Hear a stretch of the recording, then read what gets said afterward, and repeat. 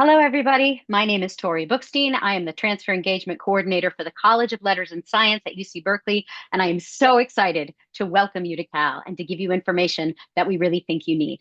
A little bit about myself. I've been an advisor at UC Berkeley for 20 years. I also am a Cal grad, class of, and I actually double majored while I was here in psychology and practice of art. And it turned out that a double major was a terrible choice for me. And so that's one of the things I'll be addressing with you today is how you, if you're interested in double majoring, can weigh the pros and cons for yourself. Um, this presentation exists because of something that happens about 150 times a year. About 150 times a year, a student comes into my office and starts to cry. And while they're crying, they'll say, I was a transfer student. Why didn't anybody tell me this thing I needed to know months ago? So we started keeping track of all of the things that transfer students told us that would be really helpful for you to know. And that is this presentation. This is the 4 steps to success. If you watch this presentation and use these 4 steps, then if you're crying in our office, we'll know that it's because you've broken a toe, but not because you didn't have the information that you need. I do speak fairly quickly. I'm trying to slow down to be understandable, but just so you know, there will be a transcript for this presentation as well as captions. And you can always rewatch it. You can also come and ask questions in our office at any point. And then finally, I just want you to know where you can find all of the resources I'll be talking about with you today. This is the only place where I will be putting this resource because this is not going to be a permanent address. And so at some point, we will edit this slide out and put in a slide with the new address. But for now, all of the information that I'm sharing with you today will be at tinyurl.com/LNS new transfer info. So go there right now, bookmark it, print it out, and well, not don't print out the whole site, but print out that address and put it somewhere cool so you can always find it. I'll also be sharing it with you if you're a new transfer in the summer or fall 25, which is the time that I'm recording this video. You will be getting this address emailed to you over and over in your B courses. But if you are watching this in the future, then we may be using another address, in which case you won't even be hearing me say that. All right, so 4 steps to success in the College of Letters and Science. Now, just to let you know, I am an LNS advisor, and when I talk about policies and procedures, that's college stuff. If you're in a different college, you'll always want to check with them. Things like how many semesters you get, stuff like that. But in general, most of what I'm telling you is good for every new transfer student here at Cal, and we really hope that it'll be helpful for you. So here are your 4 steps. I'm going to try to go through them quickly and cleanly. Here's the first one. Question the checklist mentality. So the checklist mentality is a really interesting thing that we find that a lot of transfer students bring to Cal, and it can cause you a lot of trouble. And if we were all here in a room together, I'd be asking you to participate. What do you think the checklist mentality is? But we're not. So I'm just going to tell you the checklist mentality is the idea that all that you have to do to get through UC Berkeley successfully is to follow a list. Just you've got to do your major requirements and your college requirements. And then when you've done everything you need to do to get this degree, you will graduate ready for the real world. That's the theory, right? Unfortunately, it doesn't necessarily work that way. And I will tell you more about why and how you can take care of yourself. But I do want to let you know there's a reason that you probably got in thinking, what's my checklist? Tell me what to do so I can do it. It's because you got in this way. You got into Cal by checking off boxes. If you did iGETC, or if you did CalGETC, or if you did your essential skills, or also if you came in as a freshman, anybody who gets into Cal has done it by checking off boxes. I took these classes, I did this application, I hit this button at this time. You're very, very good at checklists. You also have brains the size of Jupiter and are super wonderful, amazing people, and we are so glad that you're here at Berkeley. But you got into Cal partially by being really good at checklists, and this is a great way to get into Cal. This is not always the best way to be a student at Cal. And let me repeat, because this can be really kind of a surprise, kind of counterintuitive. Following the checklist and just paying attention to what do I need to do to finish my requirements and graduate can actually make your life harder after you graduate. It can make it harder to get into graduate school. It can make it harder to get a job. And this can be a real surprise, but it really is true. And let's talk about why this happens. The first problem with the checklist mentality is that you may be too worried about not finishing the checklist in time to actually see if you like your major. And this is way more important than you might think. And I'll be telling you more many times during this presentation how it can really impact you to like your major here at Berkeley. But of course, as a transfer student, you may be thinking, I've already prepared for my major. I've already taken all the prerequisites. I don't possibly have time to change my major. Plus, I don't even think I can. You actually can. You can change your major in the College of Letters and Science, and you can get the time to do it. And this is something that people just generally come in not knowing. And I want you to know you have the freedom. Now, changing your major isn't the easiest thing. And it would probably add you would have to take extra time while you're here and work that out with us. But I want you to know that if you think you need to, you can. And sometimes it's the right thing for people. And of course, the other thing I hear from transfer students all the time is I wouldn't even have the time to think about another major. I've only got 4 semesters. Get in, get out, get on with your life. If you are feeling this way, I want you to know that in the College of Letters and Science, at the time that I record this, that is actually not true. We can give you more than 4 semesters. There are a lot of good reasons that we grant it. One of my favorites is that you can get up to 2 terms, a fall and a spring, or a fall and a summer, 2 terms to study abroad. Just add that onto your 4 semesters. Those don't count against our unit ceiling because we really want to encourage you to go abroad. And there are other projects too that the deans will approve extra time for. So if you start thinking that you need more than 4 semesters, we really want you to come and talk to our office and see what your options are, because there are often a lot more options than people think. And you definitely can talk through with us whether or not you might want to change your major to something that you like, and to get time for that. In fact, if you remember nothing else of what I tell you today, I want you to remember this. You have time. You have the time to do this right. You have the time to do this well. You even have the time to have a little fun if you'd like. And you definitely have the time to change your major if that's something that you need to do. Let's talk more about those majors, because this can be a really important part of your time here. Here are a list of majors that sometimes are not the way that people expect them to be.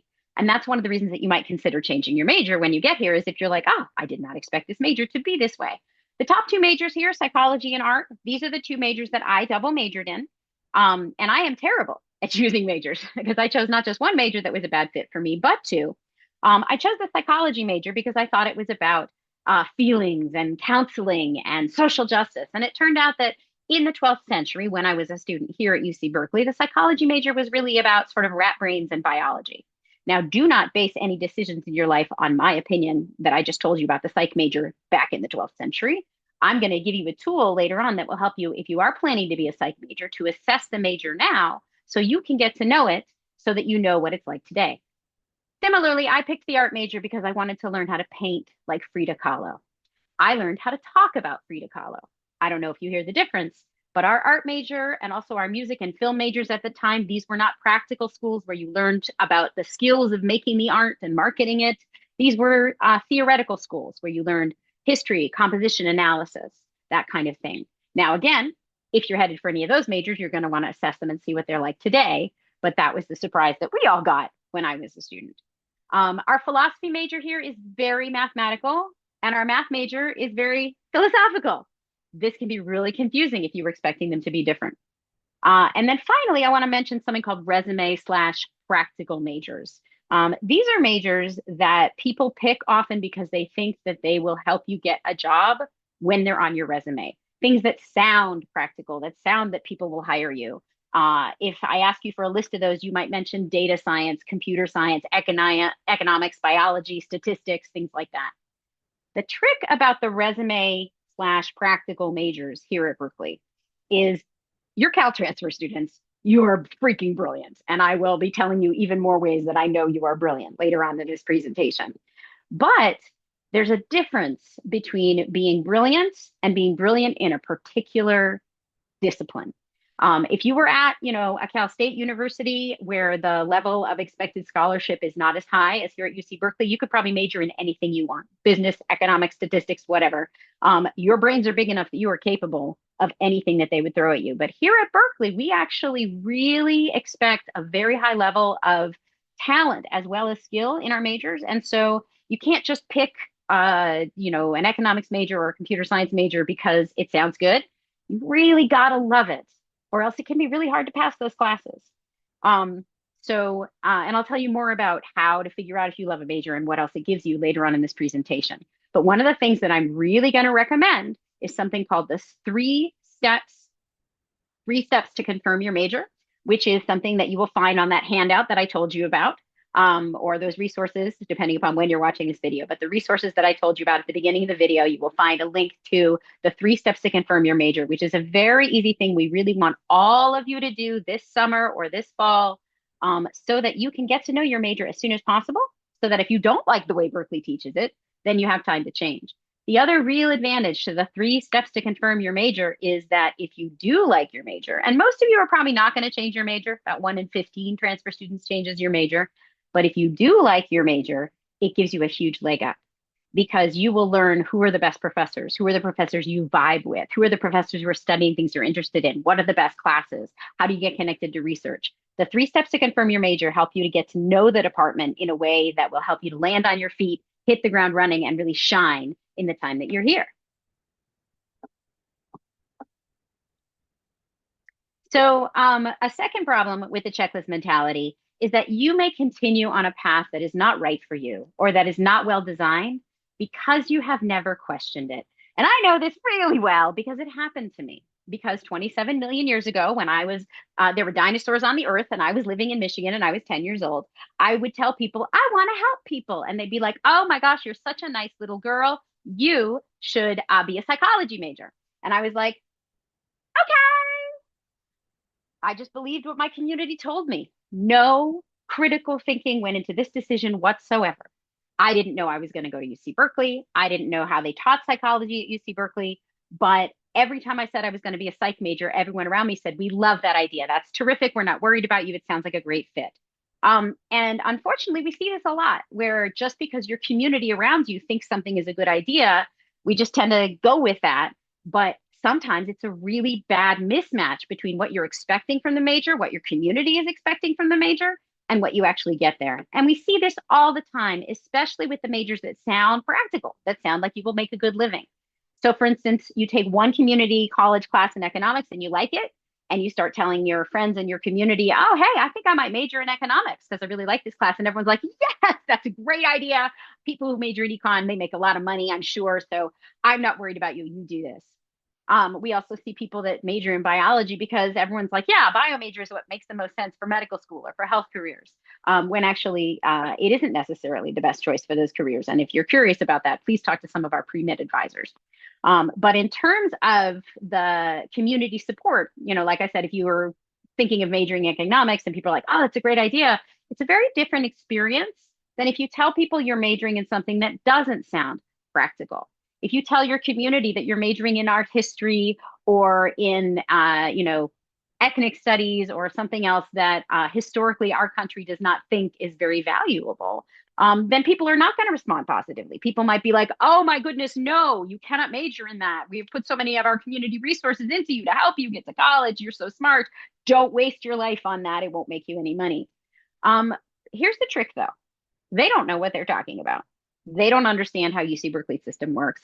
And believe it or not, when people freak out because you've mentioned a major that scares them, they're actually doing you a really frustrating favor because they're forcing you to question your major choice.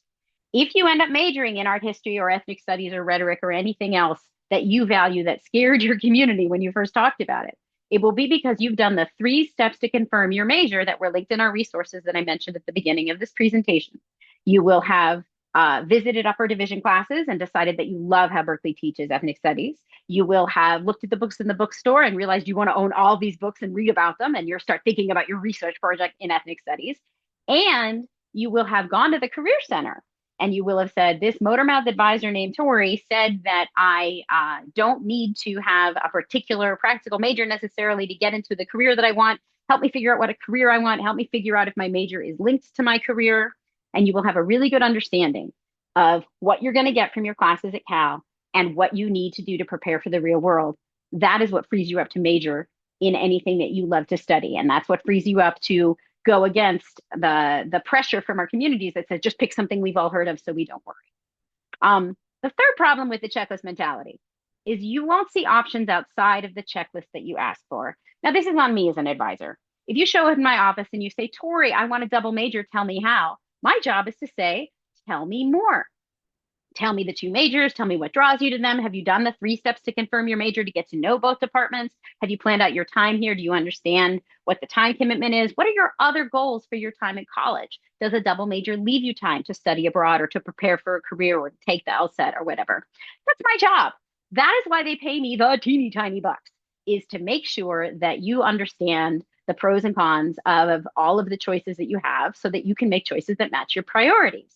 But if you are the 50th student outside my office and there are 50 more people behind you, and I just got a phone call from my kid's school and he swallowed a frog and they want to know if they should take him to the emergency room or to a veterinarian, then I might be distracted and I might just say, here's how you double major. Bye. And you have missed out. You have missed out on everything else between my temples, all my knowledge, where I might know things you need to know. But all you asked was, how do I do X? And I answered, how do you do X? So here's your job. Don't let us do this to you, okay? If you walk into an advisor's office, and we recommend that you do this, once or twice, 3 times a year, yeah, you do need to ask, what are my requirements? You do need to know this. But then beyond that, I really encourage you to ask bigger, open-ended questions. I'm really curious about organic farming. Is anyone doing organic farming research on this campus? Do you have any sense of how I could get connected to them? I really want to study abroad and I don't know how to pick a country or whether or not I should pick a program that's related to my major. Can you refer me to some resources that would help me to sort of sort that out? I don't really feel necessarily like I fit so well into Berkeley. Here are some of my passions. Can you help me find people who are interested in those passions? Ask us the bigger questions. Ask us questions about your life here, about what you're interested in. Talk to us about your ideas. You'll hear so much more than if you just walk in and say, how do I graduate? Here are just some of the options you would hear about if you asked. First of all, we have 2 make your own majors in our college, the American Studies major and the Interdisciplinary Studies field major. These are majors that you can create that might fit you better than majors you've prepared for. We also have majors that are fully developed that you've never heard of that might fit you better than the one you prepared for. We have minors you've never heard of on cool cutting edge topics. We've got fabulous courses that don't fill any requirements that transfer students ask for, but they do give you units towards graduation, and they are amazing. We have UC Berkeley in Washington, D.C. We have our study abroad program, EAP, and so much more. None of this you would hear about if all you ask is, how do I get out of here? So, how do you escape the checklist mentality? I'm so glad you asked. What I want you to do is I want you to dream big. And when I say dream big, what I mean is that I want you to go somewhere quiet sometime in the next 6 months and make yourself a 4, 5, or 6 semester plan. And again, it's not a guarantee that you'll get more than 4, unless you're sure that you're using up to 2 of those for study abroad, because those at this point are guaranteed. But it's possible. It is possible that you'll get more. And we really want to help you to build the best possible time you can have here at Berkeley. I really encourage you to dream big. Don't let anything fall off that list until you've asked if it can be done. I've heard students say all the time, well, I thought I wanted to study abroad in 2 or 3 countries, but I figured that's ridiculous. I could only study abroad in 1 country. Transfer students go to 2 or 3 countries. It happens. If you don't ask, you'll never know. And when you look at the list of classes that you need to take to graduate, I really want to ask yourself if they all sound amazing. If you're taking a class just to fill a requirement, or if a class sounds boring, do you have to take it? Or is there another class you can take that fills the same need but it's going to be thrilling? One really common example, if you haven't already completed your American cultures requirement, a lot of students just sort of grab the first one that fits their schedule, but we have over 400 American cultures classes in all sorts of departments all over the campus. You can study immigration, you can study medicine, you can study politics through the American cultures lens. Try to find one that really feels like it's worth your time. We really encourage you to love most or all of your classes, and you can if you know that is what you're looking for. So next, I want to talk to you about a couple of projects that got me into big trouble when I was here at UC Berkeley, which is double majors and minors, and also getting high grades just for high grades' sake. And these are all really common goals.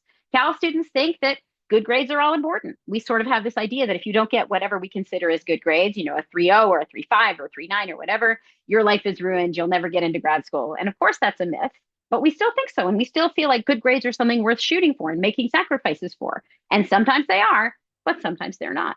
we also hear all the time, one major's normal. So I need to have two majors or lots of minors to show off. But having a great GPA or a double major or a minor or both or all of it does not automatically get you a job or into grad school. They actually can get in the way of your success. And again, I know this well because this happened to me. And it happened to me because there are two kinds of students that go to UC Berkeley. So here is a picture of me and the other kinds of students that went to UC Berkeley. This is me at Cal. And if you were here in the room, I would ask you, can you guess when I went to Cal? From when was that outfit fashionable?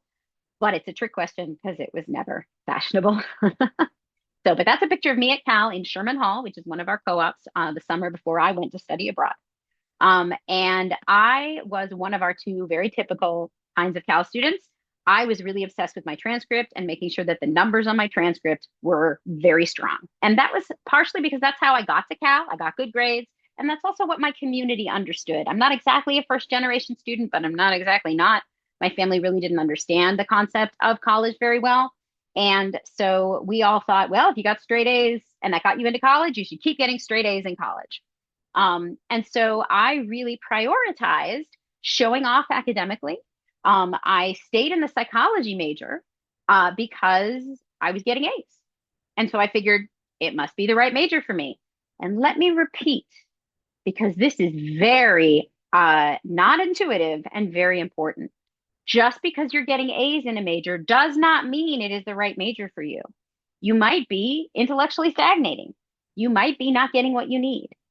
And what was happening to me was that I would go to class, I would take my tests, I would get my A's, but then I would leave and go do what I really loved, which was social justice and college counseling. I never realized that I wasn't getting what I needed from my major.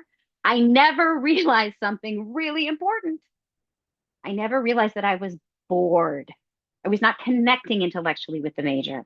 I would show up, take those tests and leave. I never had questions. I didn't go to office hours. I tried to do research, but I wasn't interested in any of the research questions the department was asking. And I thought that I was so impressive. I was double majoring in arts. And gee, that makes me really, very interesting and very competitive, right? Double major. And I'm getting good grades and I'm so competitive and I'm going to get into grad school and I'm going to get jobs. And I had no idea how wrong I was until one day I walked into my professor's office to ask him for a letter of rec.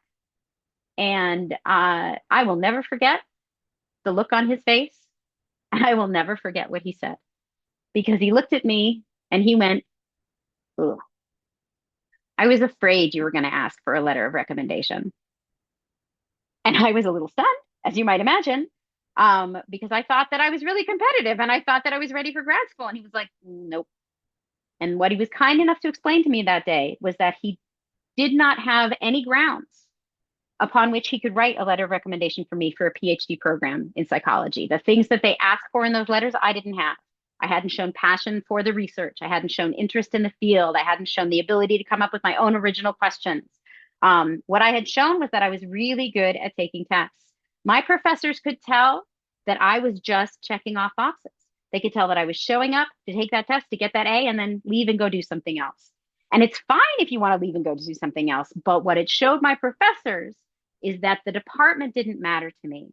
And so I did not matter to the department. And the students who get into graduate school are the ones who matter to their departments because they are so excited about the material that they can barely contain themselves. The students who are like, "Oh my God, professor, that reading you sent out was totally amazing." And so I went on Google and I found 7 other readings on the same topic and I printed out copies for the whole class. Can I pass them out? Could we talk about them today, please? Oh, and I'm sorry that I scared you outside your office at 4 a.m. I'm not a stalker. I was just hoping that I could join your research team. I even have my own goggles. Please let me join your team. If you are scaring people with how much you want to talk about the ideas in your department, doors will open for you. Remember this little gesture. Doors will open for you that never opened for me, Torey Bookstein, in my green overalls, my terrible fashion sense, and with my great GPA and my double major. Your professors are looking for people to groom into the next generation of professors. They are looking for intellectually curious students. They're not looking for boring, perfect students who never ask questions. And so if you are just showing up, taking the test and leaving, even if you're getting A's, your professor might not even notice you. You might just go right over their head. But if you are the one who is saying all those exciting things that I just said, your professor may really respond to you. Yes, go ahead and pass out those resources. And why don't you run the discussion today? Your professor might say, because I'm looking for a TA for next semester and it pays well. Maybe you want that job. Oh, and sure, you can join my research team. And by the way, I just got funding to take 20 students to Barbados this summer for an archaeological dig. Would you like to be one of those students? I would love to fund your trip and have you be there for our research. Oh, and by the way, your professor might say, that idea that you're really interested in, did you know there's a whole new center at Harvard studying that idea? Have you thought about going to grad school at Harvard? I would love to write you a letter of recommendation.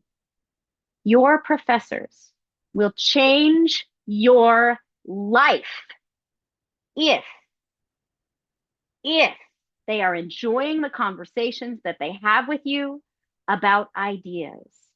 If they can tell that you're really passionate about the material. If you are the young Sheldon, Chidiana Gagne, Lisa Simpson, or Moon Girl of your department. And if you haven't read Moon Girl, you should. Totally amazing comic. But I was not that person. And so I discovered that even though I had great grades and even though I had a double major, I was not going to get into graduate school. But I was like, okay, I've still worked really hard. I have a really impressive transcript. I'm just going to apply for jobs after I graduate. And I am going to get interviews and I'm going to get jobs. And I was half right because I got interviews, but then I never got the job. And this is because of something that happened in every job interview. They would ask me, hey, you got great grades, you did well in school, but what are your job skills? And I was like, I just spent 18 years learning how to take tests. Isn't that what I was supposed to be doing? And listen, I was not totally naive. I worked to put myself through school the same as most of you. But I thought my transcript was the most important thing.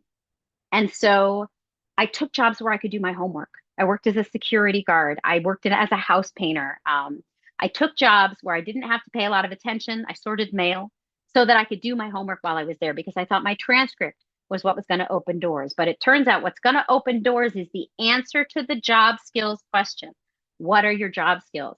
And the trick is we don't usually learn job skills in the classroom at Berkeley. And I will explain more of that later because I know that that could be, oh my God, but you're going to be okay.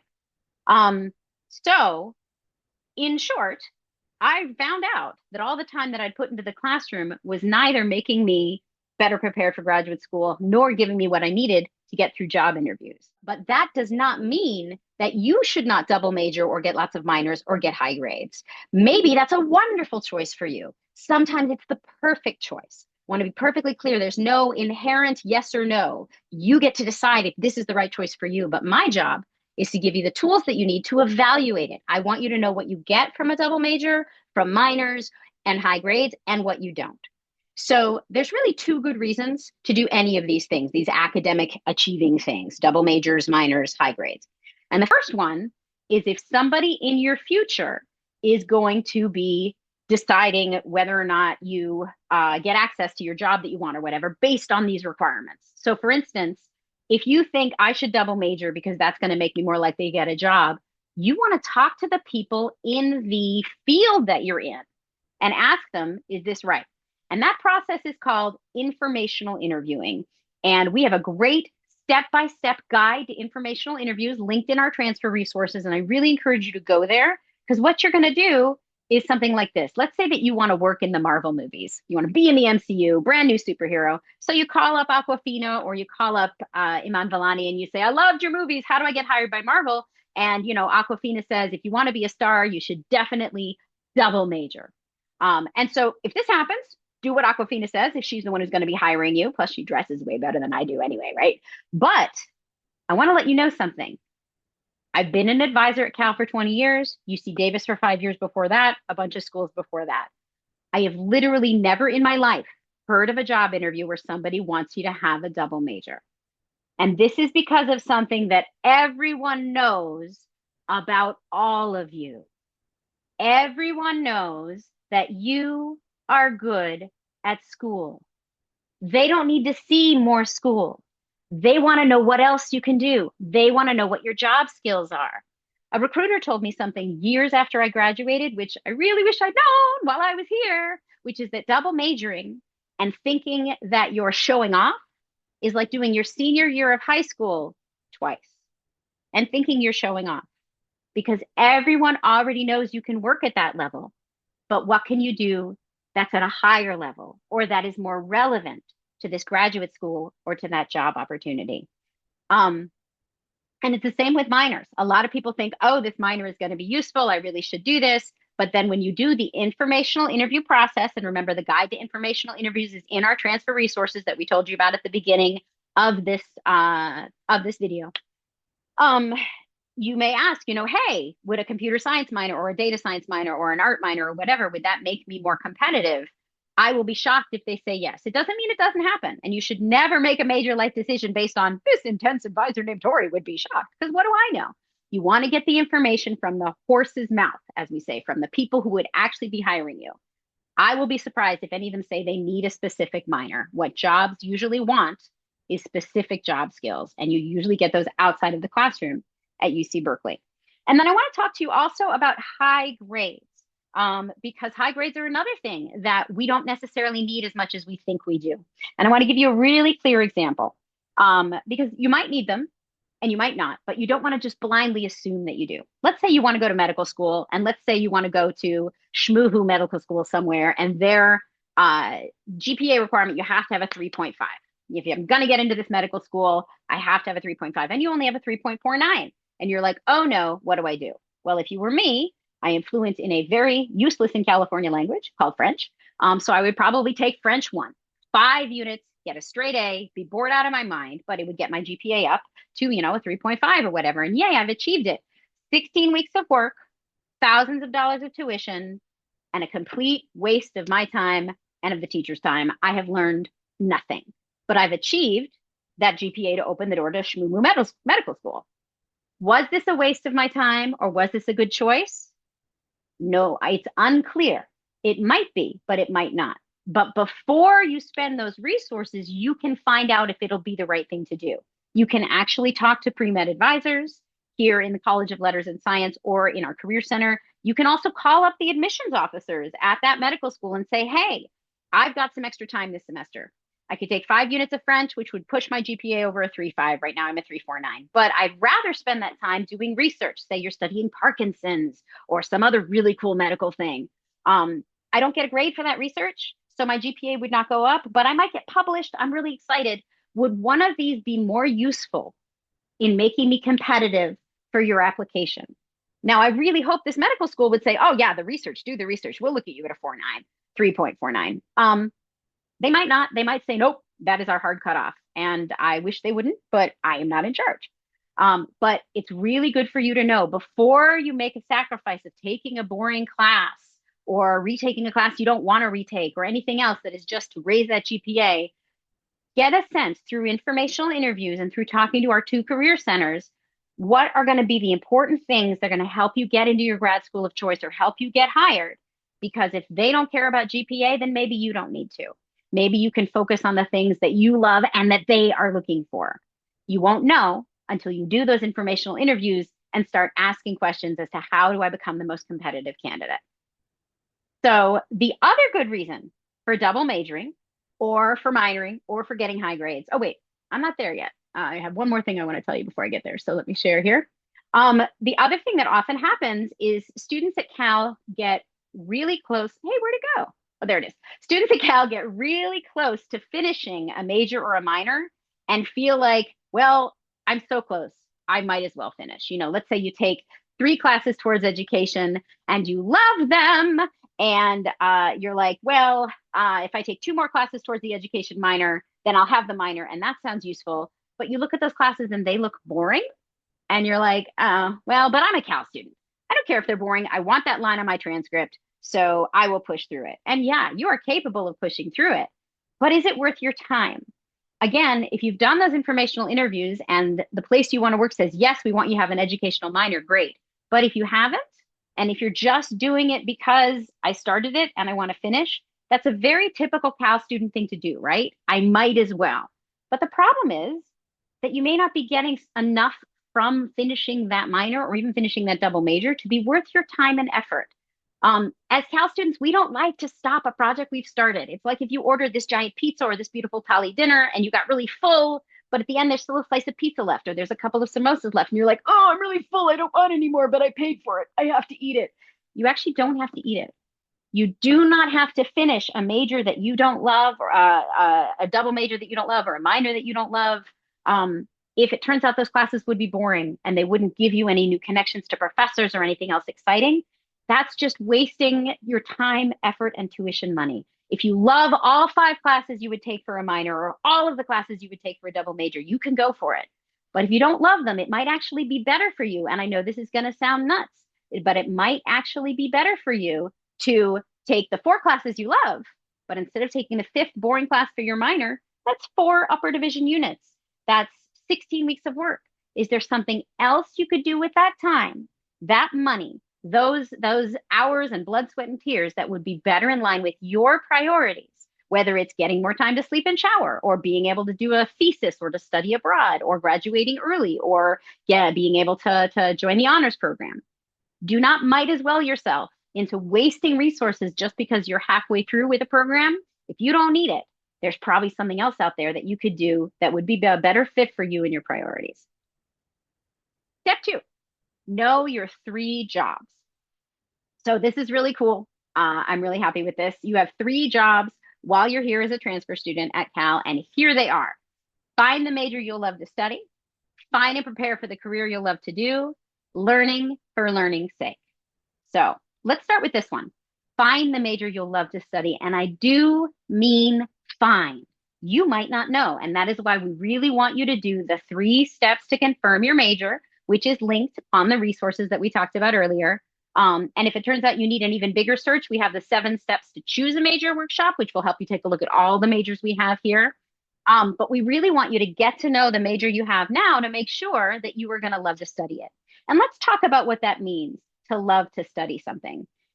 What is studying? Studying is reading your textbook, taking your tests, writing your essays, doing discussion groups, debating ideas with your friends till 2 a.m. at a cafe, doing research and experiments in a lab, taking your final exams, writing your honors thesis.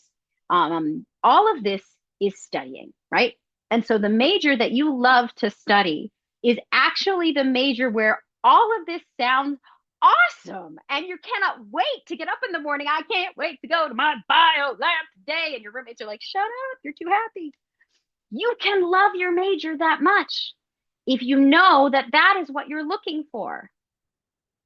But what kind of major are we taught to look for? You probably said in your head, the practical major, the major that makes money, the major that everyone thinks will lead to a job. So here's the thing. The practical major would be a major that gives you job skills in the classroom, a major where if you go into the job interview, they can hire you based on the job skills they know you got in the classroom. And here in the College of Letters and Science at UC Berkeley, there are arguably 0 no practical majors. And I know that sounds extreme, but it's pretty much true. And, if you manage to get job skills in your classroom in a major in LNS, yay, I'm glad. Don't ever make a major life decision based on one person's opinion. But in my experience, you really need to work outside the classroom, no matter what your major is, even if it sounds practical. And that can be kind of a shock, right? I can hear some of you saying, but Torey, I thought all I had to do was go to Cal. Now you're telling me I have to do all this preparation outside of the classroom? Don't worry about it. You can handle it. And I'm going to give you the tools to manage it. But if you can make this paradigm shift, if you can go, okay, I trust Torey that I'm going to be okay, that I might not get job skills in the classroom. If you can do that and understand that you'll get job skills somewhere else, and I'll help you get linked to those programs, then you're free. You're freed up for the magic to happen. And the magic is that then you get to major in what you love to study because you're not depending on it necessarily for job skills. And if you rewind, 10 minutes back in this presentation, there's my little rewind button there. What happens when you love what you're studying? Remember this gesture? Doors will open. Your professors will be interested in connecting you with things and supporting you and writing you letters of recommendation. You might get job offers. Doors will open for you that do not open for the students who are not passionate about their majors. And so you may decide that being passionate about your major is not what you want to do here. And that is okay too, because you get to decide what you're going to want to do with your education. But the students who love their majors academically here tend to be the ones who are the happiest. And so your first job is to find the major that you will love to study, and here are the tools that you are going to use. So I really encourage you to do the 3 steps. And the first 2 steps of the 3 steps to confirm your major are: number 1, actually, this is all of them. Visit your upper division classes and visit the bookstore. So upper division classes are the classes numbered 100 or higher for juniors and seniors that let you get to know your department. If you are planning to be an economics major, for instance, at the time that I'm recording this video, that means you're probably enrolled in one upper division economics major for your first economics class for your first semester, maybe Econ 100A or B or 101A or B. That's an upper division class. I encourage you to visit 4 more in your first semester. And that just means look them up in the schedule. Where's Econ 150? What day does it meet? Go sit in the back of Econ 150 and just see if you're going to love to study it. If you love 5 classes in a major, then you are probably in the right place. But if you don't love the upper division classes that you're visiting, you may need to change your major if your values and your priority are to love your major academically. You can also look at the books in the bookstore, and you can do that at 2 in the morning, on barnesandnoble.com or whatever. And that will help you know if you will love to read the books. And usually you really want to major in something where you would love to read the books. And then finally, we encourage you to get to know the department. And one of the things we encourage you to get to know is, what are the research questions your department is asking? This is a research university. Your department has money to ask questions. You want to care about those research questions. So get a sense of whether or not your department is asking questions you care about. And again, all of this is spelled out in the 3 steps and the 7 steps workshops, and you will find them at our transfer resources. So job number 1. Job number 2, find and prepare for the career you will love to do. And we are about to get to arguably the most important slide in my entire slideshow, okay? Because being able to be prepared for your career is what makes the letters and science, esoteric, intellectual, ivory tower education possible. You can major in what you love to study if you know what steps you need to take to be marketable for the career that you want. Now, this can sound a little overwhelming, right? Prepare for the career you love to do. I don't even know what I want for breakfast tomorrow. How am I supposed to figure that out? So don't worry, because you don't need to decide what you want to do for the rest of your life. You don't need to be fully committed. You just really need to figure out what is the first job you want after you graduate. Because, I just had a midlife crisis. I know that you may not know who you're going to be in 20 years. You may want to change your career in 20 years or whatever. You don't have to pick something for the rest of your life. Just what's the first job you want after undergraduate school or after graduate school? And to make it even easier, I want you to look at this word here, do, because doing is different from studying. Studying, right, is reading, writing, crying and cramming in the library, discussion groups, research, all the stuff I mentioned before. But doing is just one thing, being paid to make a product. I get paid to make informed students. I try to make you laugh as well and feel welcome, but those are my freebie bonuses. You just need to figure out what's the product you want to be paid to make, and what is the job skills question they will ask you in the interview if you want to be hired to do that. Do you want to make happily well-adjusted kindergartners? Do you want to make a cool pickle recipe? Do you want to make fabulous apps for the App Store? Whatever's the product you want to make, you've got to figure out what is the job skills question they're going to ask, and then figure out how you're going to get those job skills. And it will probably be outside the classroom. And you will use informational interviews and our career centers to do that. And so here is arguably my most important slide. See, most important slide alert. Yay. This is the slide that makes our letters and science liberal arts education possible. Use our 2 career resources. We have a career library and a career engagement center. And you can just say, this motor-mouthed advisor named Torey said you might be able to help me confirm that I love my major. You might be able to help me find a career and prepare for it, figure out the answer to the job skills question, get ready to do informational interviews. And again, that information is in our resources. And you can also ask them to help you verify if there is a necessary connection between the 2 things, your major and your career. Because I'm telling you that is rare, but it doesn't never happen. There are times where Maybe Bank of America will only hire people with econ majors or something. I just made that up. I don't know. But if there is a necessary connection between your major and your career, then you get to evaluate if you are going to love that major. And if not, if it's still the best major for you and your priorities. So these two career centers can really help you to make sure that when you graduate, when you finish your schooling, you are ready for a successful job interview. You are ready to answer that job skills question. So most important slide. So, but I said you had three jobs, and that was just two. Find the major you love to study, find and prepare for a career you'll love to do. Here's job number three, learning for learning's sake.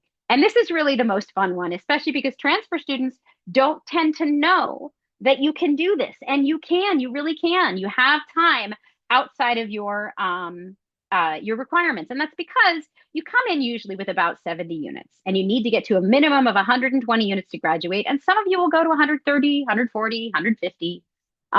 And your major is usually only about 36 units. So that leaves you with at least 14 units and maybe 24 or 34 or more of, gee, what else can I take? Let me show you some of the totally cool stuff you can take. So first of all, you can take any class that looks awesome. And I really encourage you to look at Rate My Professor, to look at Reddit, to talk to other students, to just look through our catalog and see what have I never thought I could take. You can take Swahili, you can take Poetry for the People, you can take the history of race and policing, you can take anything that we have on our campus. You can get access to almost all of these classes. There are very few classes that you won't be able to access. And if they look awesome, we really encourage you to check it out and see if it's worth your time. You only get one chance to be a Cal undergraduate, and we really want you to enjoy it as much as you possibly can. I want to give you an example of one of the wonderful classes that you might want to take. There's a professor named Alex Filipenko, and he teaches Astro 10. And he's a wonderful teacher. He's won teaching prizes and he has amazing teaching techniques. And one of the things that he does is he throws donuts into your auditorium while he's talking to you about planetary orbits and other things about outer space. People love his class. And you can find that out on Rate My Professor. You can find that out on Reddit. You can find that out by asking students and advisors and teachers their recommendation. Look for the classes that are really going to be amazing. They are out there. And we would love to see you in them. More fabulous opportunities for learning just for learning's sake. We've got a program called URAP, stands for Undergraduate Research Apprenticeship Program, and you can find that linked in our resources. You can remember it by remembering it's a present for yourself that you rap. See how I got there?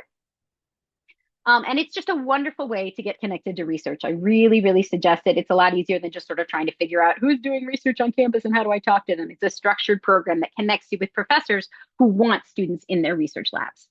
Number three, study abroad. I really wish that I could talk to you for an hour about study abroad and how great it is. But what I just want to make clear is that we really want you to go if you want to go. We really want to encourage you, and we don't want to have you let things get in your way that are preventable.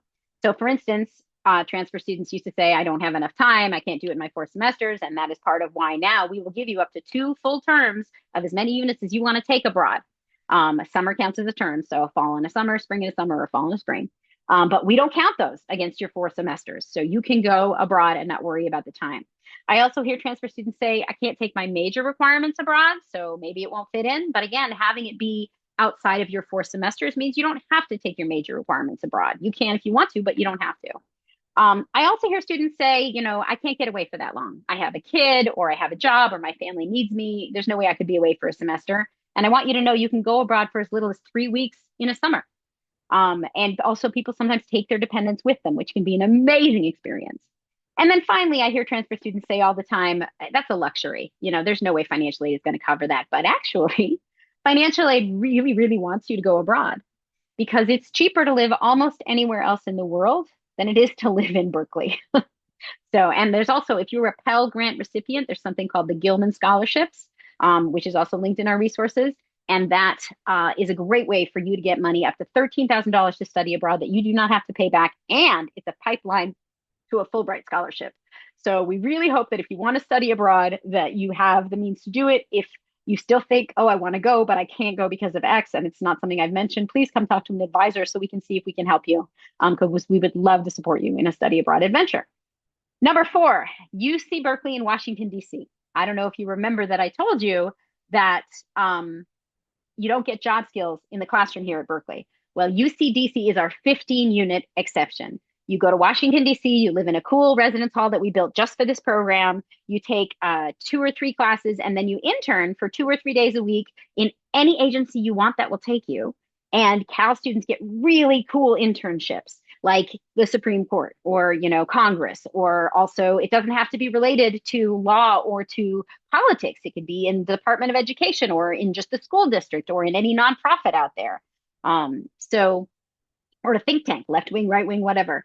If you have any career thoughts and there's a place in DC that is taking volunteers that works in that career, then this program can really help you. Students come back and tell me, yeah, this was an amazing opportunity. It built my resume. I got my first job offers because of UCDC. I really, really recommend that you look into it. All right, now the last one on this slide, number 5, is my favorite, because now I get to tell you how wonderful you are. And I don't think you know how wonderful you are. Maybe a couple of the people watching this, you have big heads and you're like, I'm wonderful. But I think most of you don't know. But I know. I know how brilliant our Cal Transfer students are. And one of the main reasons that I know how brilliant you are is because of the Haas Capstone Scholarships. The Haas Capstone Scholarships are $13,000 that we give to students who write up a research proposal to do your own research. And we have, I think 40,000 students on this campus at this point. And we give out 20 of these a year. 20 scholarships on that huge campus. It's very prestigious. It's very rare. It's a huge honor. And you are, as transfer students, 22% of our campus, just a little bit more than a fifth of our campus. But you win 60%, 60, more than half of our Haas Capstone Scholarships. That is how academically mature you are.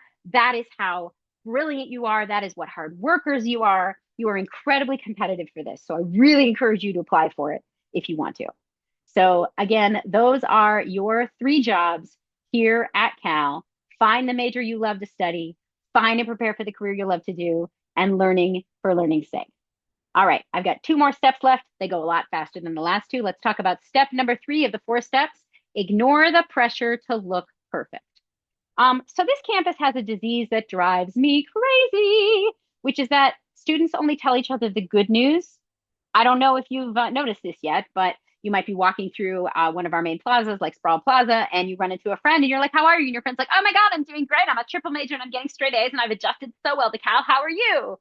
Now, you might be having a good day and you might be like, oh, I'm doing well too. Or you might be having a bad day and be like, oh my God, I can't believe she just said everything's going well. I feel so terrible. The trick is she's lying, because everybody at Cal is lying. They're only telling you the good news. Here's what they're not saying. People are feeling all the time, I wasn't ready for my classes. My first semester feels like a disaster. I feel behind and it's awful. I'm not happy. Everyone else seems fine. What's wrong with me? Now, I want to be clear. Everyone feels both of these things. It's like a big emotional circle of life here at Cal. You'll have good days, you'll have bad days, but nobody talks about the times when you feel bad. And so you can feel really alone. And so just as an example, if you were here in a classroom with me, I would ask you to raise your hand and hold it up if you're already worried about being behind. And in the classrooms that I ask people to do this, 95 to 98% of the students raise their hands. They're scared of being behind. And it's not just transfer students. I want to be clear about this here. It's any student, whether they already came into UC Berkeley as a freshman with a bunch of college credits, or whether they're graduating with the straight 4.0 GPA or anything in the middle. It's something that Cal students seem to always feel, is the fear of being behind. And so I guess it's like Darwinian evolution, right? This is clearly something that helps you get into Cal because everyone brings it. So it must be advantageous. But the problem is that once you get to Cal, then the fear of being behind is actually not advantageous anymore, because it will lead you to making poor decisions. Decisions made out of the fear of being behind are not always good decisions. And let me give you an example. Let's say in your first semester here, you get 1F. It might happen. Some people get the lowest grades of their lives in their first semester at Cal. You cannot ruin your Cal career in 1 semester. You really can't. You can retake a class, you can replace the grade, you can still graduate with honors, even if you flunked out of everything in your first semester. I hope you don't. But if you do, I hope you'll come talk to an advisor, and I'm going to give you tools for that in a minute. But let's say you didn't pass 1 class, so you only passed 9 units in your first semester, and you thought you were going to pass 13. Well, if you're making a choice out of the fear of being behind, you might be like, oh, I should take those 4 extra units next semester. And I was planning on taking 15 anyway. So I guess I should take 19. And that is a recipe for disaster. I'm not saying that it would never work, but it is a very risky plan. And you might not evaluate it very carefully because you're so scared. So I want you to know that we really encourage you not to make decisions out of the fear of being behind. And we really encourage you to understand that this campus has a pressure to be perfect, but people are not telling the truth. And so you can get help from advisors to make sure that you can make decisions based on real data and not just fear of being behind. So how to thrive in this culture of fake perfection. Number one, if you're making a decision based on the idea, I'll be behind, or no one else is such a loser, know that you've been fooled. Because instead, the question to ask really is, what is the best step for me to succeed at my pace? Lots of people take longer than just their 4 semesters. Lots of people take fewer than 13 units, and we'll talk about that in a minute. Nobody is going to look at your transcript and be like, that person went too slow. Once you've graduated and you're a Cal grad and you're off in the world, you need to take the right step for you to succeed at your pace. And meeting with an advisor is how you can figure out what is the right pace for you. If you're ever feeling behind, if you're ever feeling that you're in trouble, come and talk to an L&S advisor. And again, and I will talk more about this in a bit, but if you leave an advising appointment feeling more anxious, get a second opinion. You can always talk to another advisor. Let me see if this is the next slide here. No, it is not. All right. Here's a random bus. I'll talk more about how to get good advising in a minute. The third thing I want you to know is that you can withdraw. And withdrawing at UC Berkeley is different from withdrawing from the California community colleges. For those of you who are there, they use the word withdraw to drop one class. Here we call it dropping. If you just get dropped one class, you withdraw means you throw away the whole semester. And I hope you don't have to do this, but it happens. And we understand that it happens because this place is very fast paced and very stressful. And we don't punish you. We save your seat forever. If it is not the right time for you to be in school, not only could you leave in the middle of the semester or leave after a semester is finished, you can take 6 months off, you can take 6 years off, you can take 60 years off as soon as you've had the first day of classes in your first semester. You can't do this before the first day of classes in your first semester, but once you've started at Cal and you've had your first day of classes, you can withdraw and we will save your seat forever, and you can come back in 60 years if that's the better time for you. 2 of my favorite students were 84-year-old grandmothers. Now, I hope you don't need to take 60 years off, but I want you to know that you can figure out what's the best pace and the best timing for you. And then finally, I want you to know about reduced study lists. If you have a need to take fewer than 13 units and be considered full-time, we can work with you. And financial aid is separate from the College of Letters and Science, but they will often work with you too. And their minimum is actually 12 units, whereas ours is 13. But definitely, if you're on financial aid and you want to take fewer than 12 units, talk to your financial aid counselor and make sure that you understand how that's going to work. But for me, from the college, if you're taking care of someone in your family that needs you, your aging parents, your sibling, your baby, whatever, if you're working 15 hours a week or more in paid work, and that's not a lot of time, if you're disabled, if you're ill, if you're going through a crisis, also if you're writing an honors thesis, and in the semester you're graduating, these are all times where our college will give you permission to be considered a full-time student in fewer than 13 units. We have students with significant disabilities or students who are parenting who take only 6 units per semester. You obviously have to be here longer than 4 semesters to finish, but that is something that we let you do, if you qualify. So please know, if a reduced study list is what will work for you, then we really encourage you to do it. And we encourage you to do it even in your first semester. No one is going to be like, well, that's not a good start. If you go through the transfer resources that I showed you at the beginning of this presentation, there's a handout called What Should New Transfers Take? And you will see that the very first question is, do you qualify for a reduced study list? Because it is so important to understand that if you start off in 15 units because you're like, oh, I just want to try the big load, but you already know, yeah, I have a lot going on, I probably would do better in 8 units. You can be setting yourself up for a whole lot of stress. And so really assessing what is the right load for you, anywhere from 6 to 21 units or 20.5 in your first semester. We definitely don't recommend that higher limit for you as you're learning how to be a Cal student, but you get to decide, and we want you to know if you qualify for fewer than 13 units, we really encourage you to consider it. All right, so step 4, know what your transcript means. So what is a transcript? A transcript is your grades, the classes you've taken, things like that, right? And so people think, hey, a transcript should reflect just your talent, skills, and hard work, right? Right?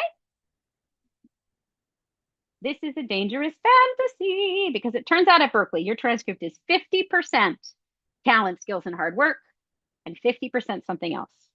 And that something else is your bureaucratic skills and your executive function. Now, I am somebody who has ADHD. And so executive function is a really hard thing for me. And it was a really hard thing for me when I was a Cal student. But it is something that you really, really need in order to be able to have your transcript reflect the quality of your hard work. We are very bureaucratically strict. So, for instance, if you don't go to class, if you don't do your homework, if you try really hard but you just don't get it, you might get an F, right? But also, if you have an executive function problem, if you have a bureaucratic problem, if you sign up for a class and you forget to drop it, if you don't finish it incomplete, if you get added from a wait list without your knowledge but you never went to the class, if your computer crashed while you were trying to drop a class and you forget to try again before the deadline, you get the exact same F. On your transcript, bureaucratic failures, also known as executive function failures, are equal to academic failures. We weigh them equally. And to give you another perspective on it, in our college, we weigh your ability to pass 16 weeks of an upper division astrophysics class with your ability to hit one button to drop it by a deadline. These don't feel equal to me, but I'm not queen of the world. And this is the way that it works. So we want to make sure that you know your tools to manage the bureaucracy and to get help if you've had an executive function failure. So one of your most important tools is to check in with a trusted campus academic advisor. And yes, this is my job, so I'm biased. I think we're great. I hope that you will find 1 or 2 or 5 or 10 advisors who you really feel comfortable with. And you will find out more about who your academic advisors are when you go through the B Courses GBA modules and when you read our College of Letters and Science website.